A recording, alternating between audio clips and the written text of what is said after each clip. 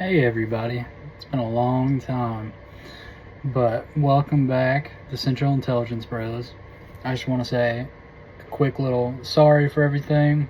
Everything's been kind of crazy, but I want to officially say we are going to be on a real time schedule of once a week uploads.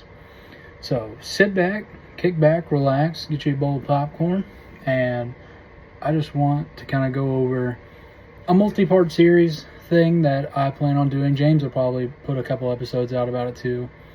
But everybody might know that the JFK Files just got released. Well, not just got released, but lots and lots of more files have got released because of President Donald Trump. Which is grateful because it's a long time thing needed to be coming. We all know kind of the reason why it took this long, because everybody's kind of scared of the CIA. It's just obvious. Like, JFK tried to shut down the CIA, JFK's dead.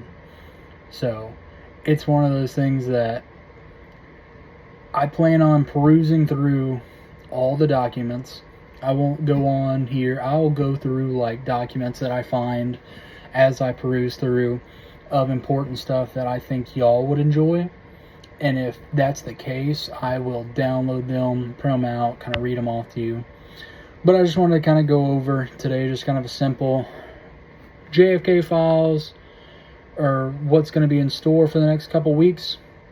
And I do plan on, going over the basics today of what are the JFK Files, a little bit about them and stuff, and kind of just talk about a few key points. And then later on, I can go more into detail when I'm a little more prepared, because currently I just moved into my new rent home and it's kind of crazy. It's all unpacked. I'm not even sitting on a real chair right now. So just sit back, like I said, sit back, relax, and I'm going to go over a little bit of this. I have a couple pages written down.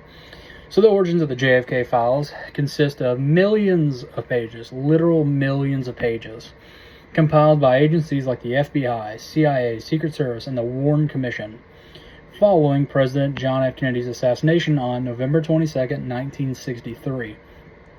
These agencies gathered intelligence on the shooting, Lee Harvey Oswald, Jack Ruby, Cuba, the Soviet Union, and U.S. intelligence operations tied to the event. So in 1979, the House Select Committee on Assassinations, HSCA, reviewed much of the evidence and concluded that JFK was likely killed as a result of a conspiracy, a stark contrast to the Warren Commission's 1964 report, which ruled Oswald acted alone. Me, personally, I don't believe Oswald acted alone. I have a big theory, and at the end of this episode, I will kind of put my theory out there, and I hope that James does the same. He does an episode on the JFK Files, and that he can tell his theory. He's got a really good one, too, that I believe y'all would enjoy. So the JFK Records Act and major releases. After Oliver Stone's 1991 film JFK, it reignited public interest. Congress passed the JFK Assassination Records Collection Act 1992, requiring the National Archives and Records Administration, the NARA, to release all assassination-related records by October 26, 2017, unless blocked by the President. Here's how the release process played out. 2017 Trump administration, over 19,000 new records were released, but around 200 files were partially withheld or redacted due to national security concerns. 2022 Biden administration, more documents were released, but as of December 2022, around 4,300 documents still contain redactions. Current status, 2023 to present. The vast majority of records are public, but certain CIA and FBI files remain classified, sparking ongoing speculation. So it's kind of one of those things that I understand that some things aren't going to get released, but at the same time, it's been 60 years. It's kind of hard to keep something classified that's over 60 years old. But, so key revelations from the files. Although no single smoking gun proving a conspiracy was found, several significant details emerged. The CIA had Oswald under surveillance before JFK's assassination. The files confirmed the CIA was tracking Oswald as early as 1959, when he defected to the Soviet Union. Yes, Oswald did defect to the Soviet Union. He did get married to a Soviet Union woman, and he did come back. A CIA station in Mexico City intercepted Oswald's calls and monitored his visits to the Cuban and Soviet embassies just weeks before the assassination.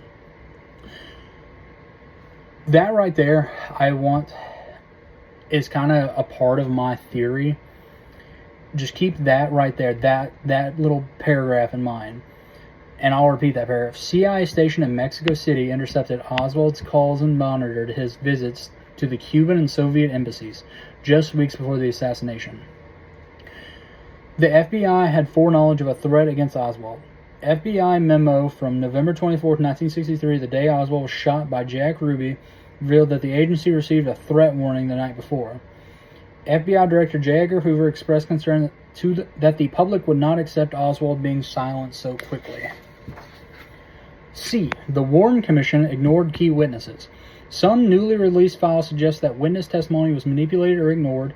A document details how Dallas doctors originally described JFK's throat wound as an entry wound, which could suggest a shot from the front, contracting the official story of Oswald shooting from behind. Potential links between... Sorry about all that. I'm not great with videos yet, so I won't be able to merge these two, so I will post both of these videos separately, unless I can figure out a way to merge them, which then I will. So, like I was saying, basically, JFK Files and talking about Oswald. Let me see. Let's do some other stuff.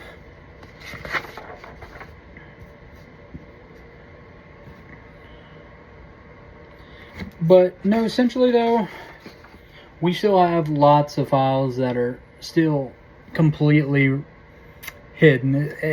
I think it'll still be one of those things that somebody's trying to hide something. Is it the CIA killed them? I don't know.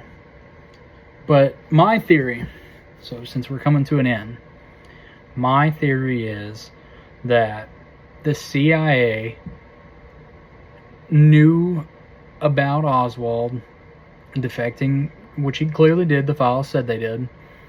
But I believe what the whole thing was with JFK was JFK got assassinated because he did not attack Cuba during the Bay of Pigs and the Cuban Missile Crisis.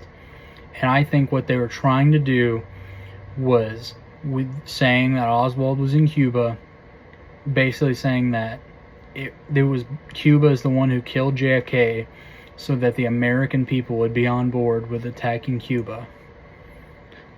In my theory, that is what I believe happened. I believe the CIA used somebody to try to make something happen, but it did not work out the way they thought it was, because we never went to war with Cuba, and Fidel Castro got to live out his days in Cuba as a dictator.